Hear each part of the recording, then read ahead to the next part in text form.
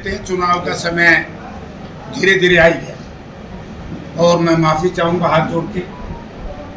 हमारे साथी बजरंग जी कह रहे थे कि 3 बार हार गए, मेरी मजबूरी थी तो मुझे माफ़ तो कर ही दोगे मेरे ख्याल।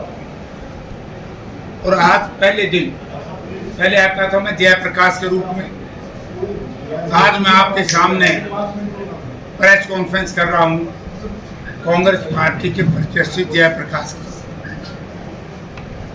और कांग्रेस पार्टी के खिलाफ कई दिन से दुष्प्रचार किया जा रहा था।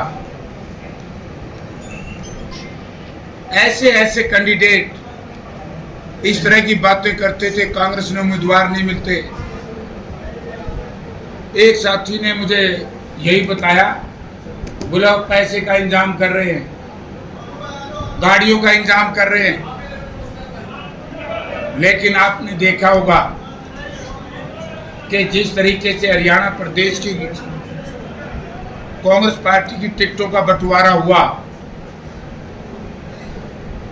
चाहे एक उस पर चर्चा के बाद हुआ, विस्तार से चर्चा हुई, लेकिन अंत में मैं धन्यवाद करता हूं हरियाणा प्रदेश कांग्रेस कमेटी के हम सब के नेता चौधरी भूपेंद्र सिंह हुड्डा का, हमारे पार्टी के अध्यक्ष चौधरी उदयभान जी का, हमारे प्रभारी साहब का, हमारे सभी स्क्रीनिंग कमेटी के सदस्यगण का, और इनमें दीपेंद्र सिंह सब कमेटी में वो भी। इन सब ने एक ऐसी व्यवस्था बनाई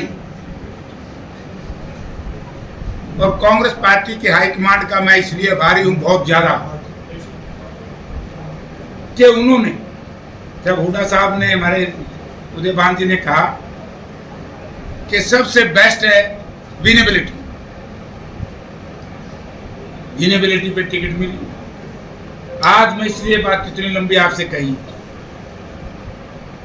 कि जो लोग ये दुष्प्रचार करते थे, आज हमने शुरू किया प्रोग्राम, एक हमारे साथी रावधान सिंह शुरू करे, अब तो बात नहीं हुई, मैं बिजी हूं। एक तरफ से हमारे नौजवान साथी बुद्धि राजा जी मुख्यमंत्री के खिलाफ लड़ रहे हैं, हमारे ब्रह्मचारी साहब भी निकल दिए मैदान में। जब कांग्रेस पार्टी चारों तरफ मैदान में आ गई, आज सारी जनता ये कहती है कि भाई अब की बार कांग्रेस पार्टी ने बहुत मेरिट पे टिकटें दी है।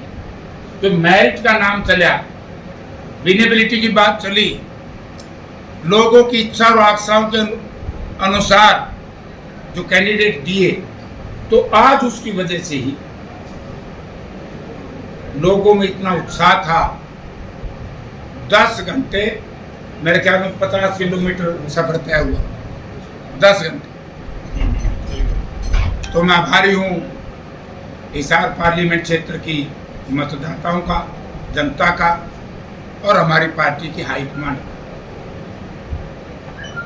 अब और की मैं पूछना तो आदमपुर से चुनाव प्रचार शुरू करने की बात आपने कही है। आदमपुर अभी कुलदीप बिश्नोई को बीजेपी वालों ने मना लिया है, काफी दिन से रूठे हुए थे, क्या असर लगता है, लगेगा? देखो, उनकी पार्टी का मामला है, वो क्या कहते हैं क्या नहीं कहते, चुनाव है, हम अपनी बात कहेंगे। और मुझे आशा है कि आदमपुर की जनता, विशेष तौर से जो बीजेपी का उम्मीदवार है,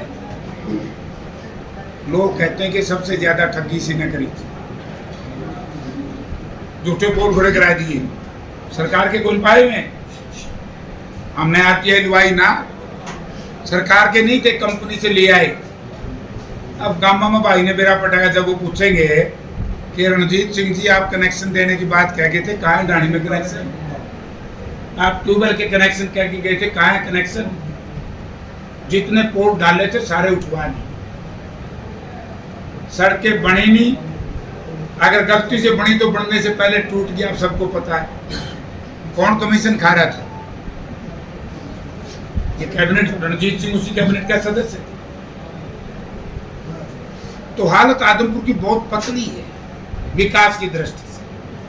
और बाबा साहब भीमराव अंबेडकर जी ने जो संविधान का निर्माण इसलिए किया था कि देश में समाजवाद, सामान्यवाद एक ऐसी व्यवस्था बने जो गरीब और अमीर के बीच की जो खाई थी उसको मिटाया जाए।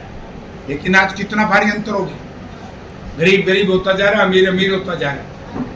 चंद लोगों के हाथ में देश का सरमाया दे दिया, ओबीसी की क्रीमी लेयर खत्म कर दी, बड़ा नहीं होगा जी।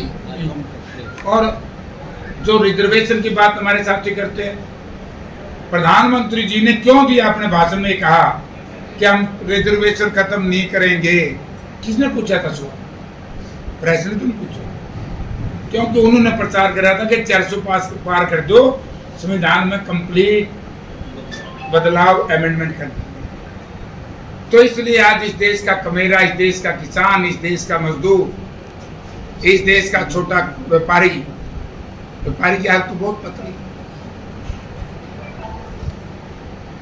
ओपीएस को लेकर के लड़ाई, ये सारी बातें हैं। देख लो 400 पार की बात कमें थे, अगर आप बड़ी बात भी साथी मान लो,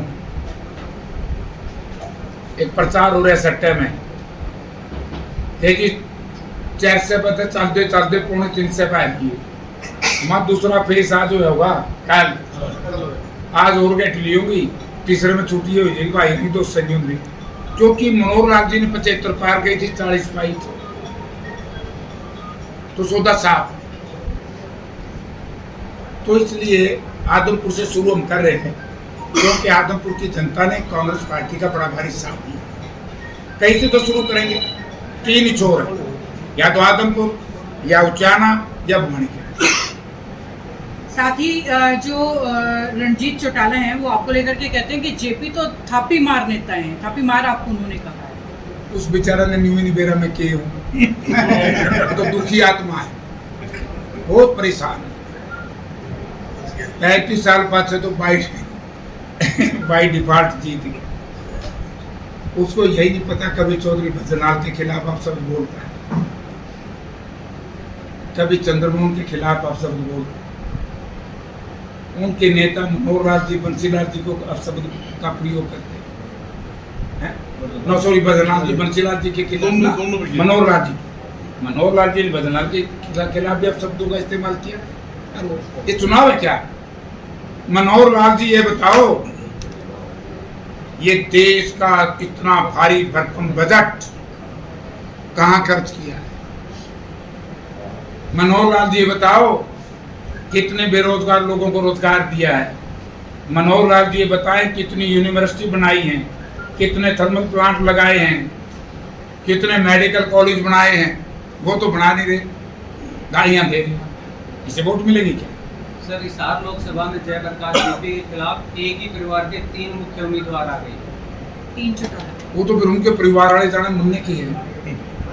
मेरी लड़ाई तो बीजेपी से है, क्योंकि बीजेपी और उसकी 2 सहयोगी पार्टियां, वो तो उनकी सहयोगी है बीजेपी। रणजीत बेचारे का क्या है? रणजीत का तो आप देखोगे कुछ बगदा रहता है। विजेंद्र सिंह भी नाराज है सर, उनकी टिकट कट गई है, किस प्रकार देखते हैं, उनका साथ मिलेगा क्या पार्टी? सोचना क्या है? तो हमारे सूत्र पक्के हैं सर, हमने 4 दिन पहले लिख दिया था कि जब टिकट मिलेगी, उस टाइम पे तो शायद आपने भी नहीं मेरा होगा। फिर तुम 20 दिन पहले कह दिन सर टिकट में देरी हुई है, उसका कोई फर्क पड़ने वाला कहीं ना कहीं? मैं कह रहा हूं कि बहुत अच्छा फैसला, सही समय पे सही फैसला। जितनी बीजेपी ने 1 महीने में कन्वेंसिंग करी होगी, उससे तो 4 गुना आज हम कर रहे हैं। ठीक है कि नहीं? और हमारी लड़ाई भाजपा से है, किसी परिवार से नहीं। परिवार में परिवार की लड़ाई तो उनकी है, हमने उनकी लड़ाई से क्या लेना देना?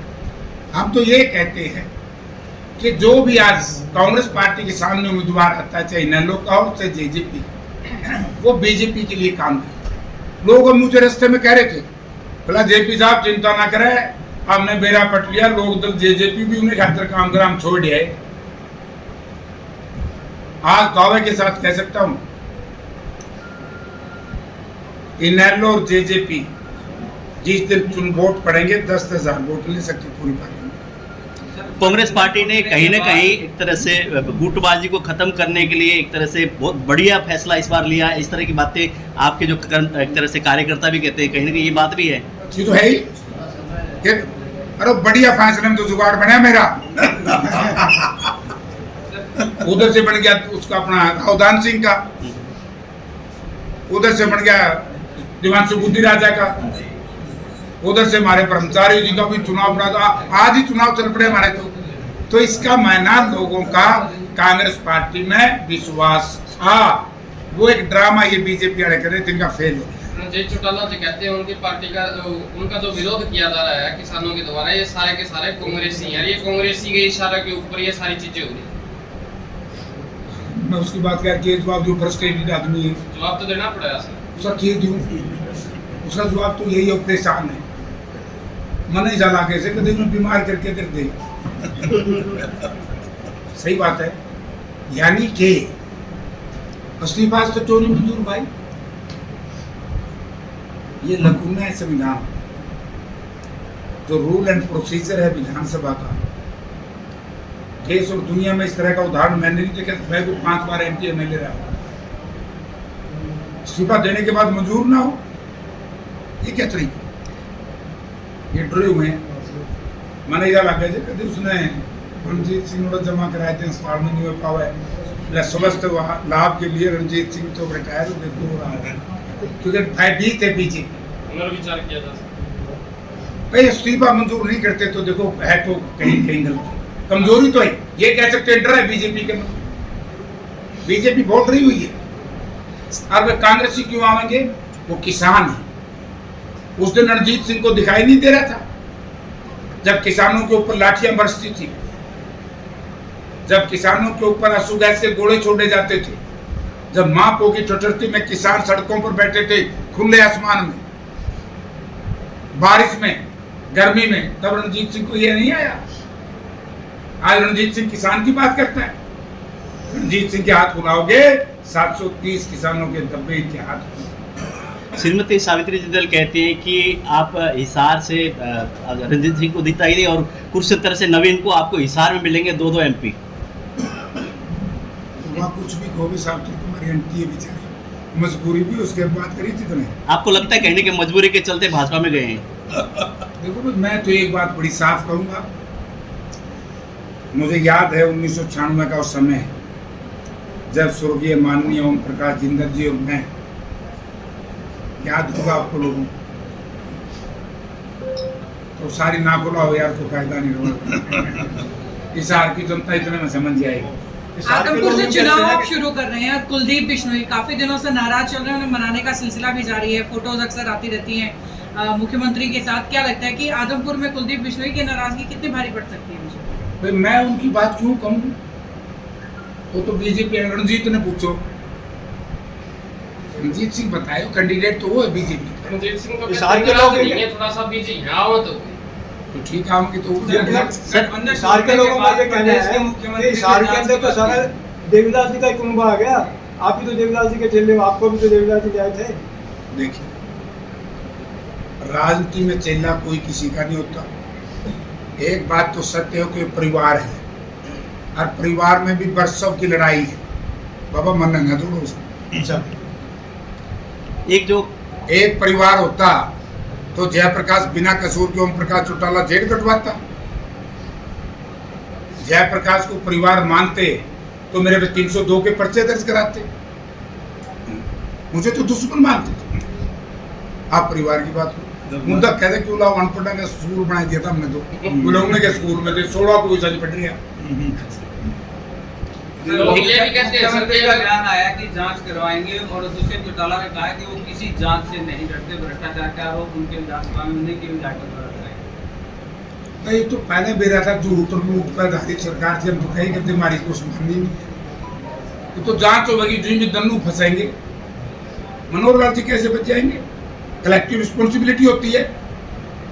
जब एक मिनिस्टर को भ्रष्टाचार करता है तो चीफ मिनिस्टर कैसे बच जाएगा? मुखिया वही तो सारण साहब जेपी हिसार से चौका लगाने के लिए कितना आश्वस्त है और मार्जिन क्या लेकर चल रहे हैं? आज तो भाई मैं 100% आश्वस्त हूँ। मैंने या तो 2004 में जब 2 लाख वोट से जीता था, आज उससे भी ज्यादा जोश। जैसे कांग्रेस पार्टी के आप ही के जैसे टिकट के दौड़ में बताते थे अशोक गोयल मंगाले वाले, उन्होंने भी कह दिया है निर्दलीय के रूप में उम्मीदवार हूँ और चुनाव लड़ूंगा। वो तो फिर वो जाने भी मैं बात उनका पूछ लीजिए, पूछो मेरे पे दौड़ में तो ये बैठे, यू बैठे, वो बैठा, यू। लोग ये भी कहते हैं सर के बिना प्रधानमंत्री के चेहरे के कैसे वोट मांग रहे हो, कम से कम चेहरा तो दिखाओ। बाद में फिर बंदरबाट होगी, इंडिया गठबंधन है, लोगों में हमने बनाओ। और जो चेहरा में ठाए आंडा वो तो रिजेक्ट कर दिया जनता ने। सर के आसपास के जो लोकसभा क्षेत्र है, वो तो म्यूनसिपल कमेटी में भी कोई चेहरा दिखाने तो मार लगी करोड़ा के हमारा प्रधानमंत्री एनडीए का बनेगा, उसका इंडिया गठबंधन का बनेगा और 100% बनेगा।